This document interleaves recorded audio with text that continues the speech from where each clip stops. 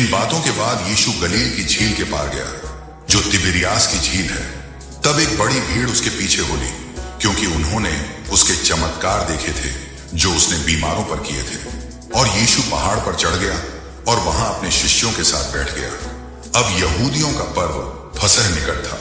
तब यीशु ने अपनी आंखें उठाईं और एक बड़ी भीड़ को अपनी ओर आते देखकर फिलिप्पुस से पूछा, हम कहां से रोटी खरीदें कि ये खा सकें?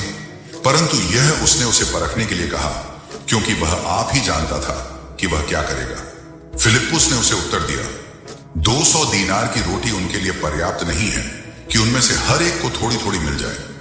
उसके शिष्यों में से एक शमौन पतरस के भाई अंद्रियास ने उससे कहा, यहां एक लड़का है जिसके पास 5 जौ की रोटियां और 2 छोटी मछलियां हैं, परंतु इतने लोगों के लिए वे क्या हैं? तब यीशु ने कहा, लोगों को बैठा दो। उस जगह पर बहुत घास थी, इसलिए लोग बैठ गए, जिनकी संख्या लगभग 5000 थी।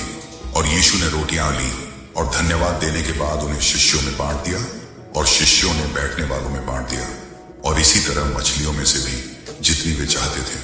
जब वे तृप्त हो गए तो उसने अपने शिष्यों से कहा, जो टुकड़े बचे हैं उन्हें इकट्ठा कर लो, ताकि कुछ भी नष्ट न हो। इसलिए उन्होंने उन्हें इकट्ठा किया और 5 जौ की रोटियों के टुकड़ों से 12 टोकरियां भरी, जो खाने वालों से बच गई थी। तब उन लोगों ने जब यीशु ने जो चिन्ह दिखाया उसे देखा तो कहा, यह वास्तव में वह भविष्यद्वक्ता है जो दुनिया में आने वाला है।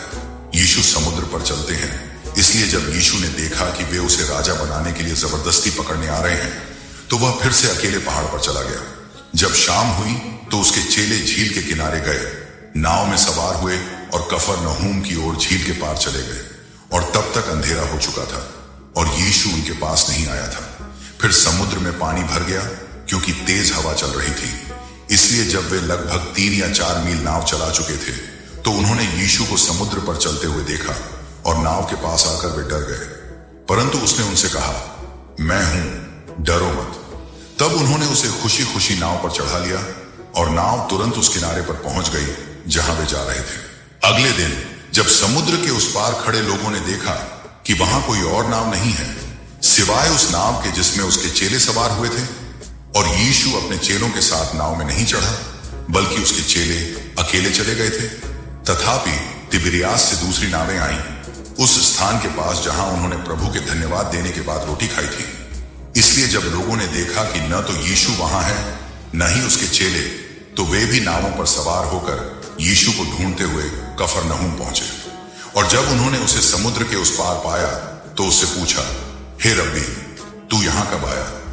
यीशु ने उन्हें उत्तर दिया, मैं तुमसे सच सच कहता हूं, तुम मुझे इसलिए नहीं ढूंढते कि तुमने चिन्ह देखे, बल्कि इसलिए कि तुम रोटियां खाकर तृप्त हुए। नाशवान भोजन के लिए परिश्रम मत करो, परंतु उस भोजन के लिए जो अनंत जीवन तक बना रहता है, जिसे मनुष्य का पुत्र तुम्हें देगा, क्योंकि परमेश्वर पिता ने उसी पर मोहर कर दी है। तब उन्होंने उससे पूछा, हम परमेश्वर के काम करने के लिए क्या करें? यीशु ने उत्तर दिया और उनसे कहा, परमेश्वर का काम यह है कि तुम उस पर विश्वास करो जिसे उसने भेजा है। तब उन्होंने उससे कहा, फिर तू कौन सा चिन्ह दिखाएगा कि हम उसे देखकर तुझ पर विश्वास करें? तू कौन सा काम करेगा? हमारे पूर्वजों ने जंगल में मन्ना खाया, जैसा लिखा है, उसने उन्हें खाने के लिए स्वर्ग से रोटी दी। तब यीशु ने उनसे कहा, मैं तुमसे सच सच कहता हूं, मूसा ने तुम्हें स्वर्ग से रोटी नहीं दी, परंतु मेरा पिता तुम्हें स्वर्ग से सच्ची रोटी देता है। क्योंकि परमेश्वर की रोटी वह है जो स्वर्ग से उतरकर जगत को जीवन देती है।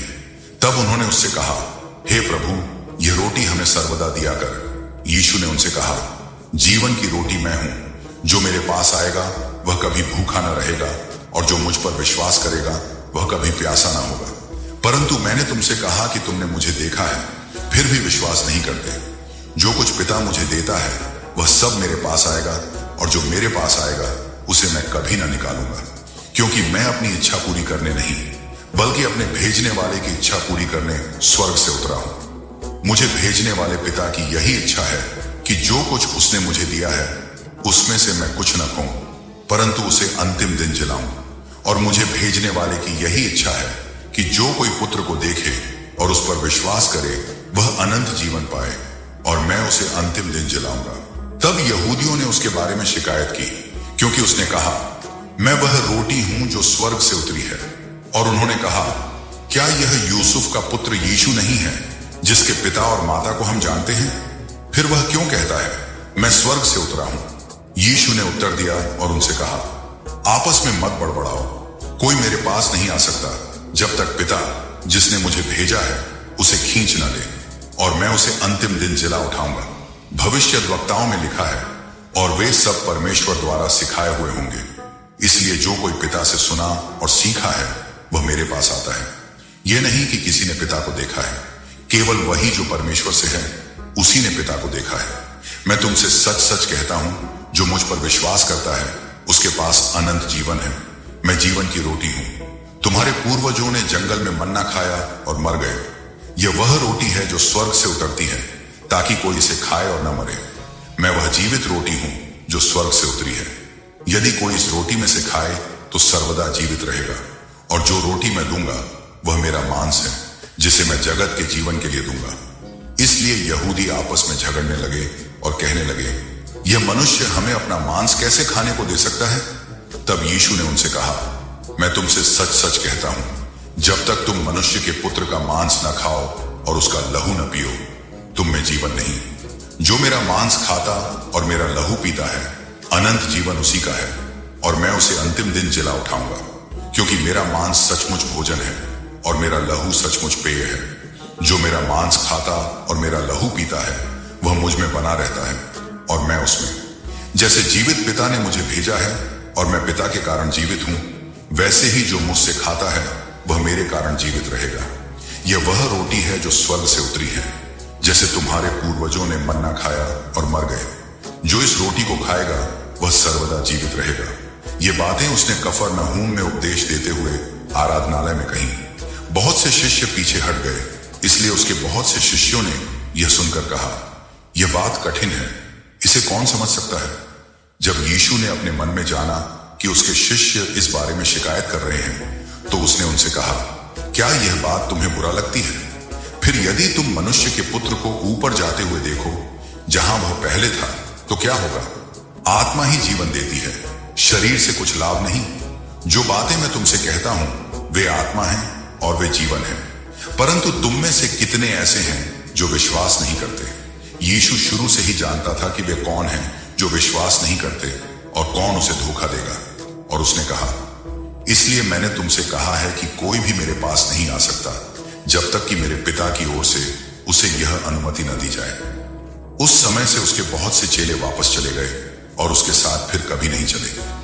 तब यीशु ने 12 से कहा, क्या तुम भी चले जाना चाहते हो? लेकिन शमौन पतरस ने उत्तर दिया, हे प्रभु, हम किसके पास जाएं?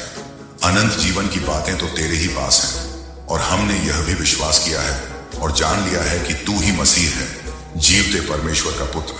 यीशु ने उन्हें उत्तर दिया, क्या मैंने तुम 12 को नहीं चुना और तुम में से एक शैतान है?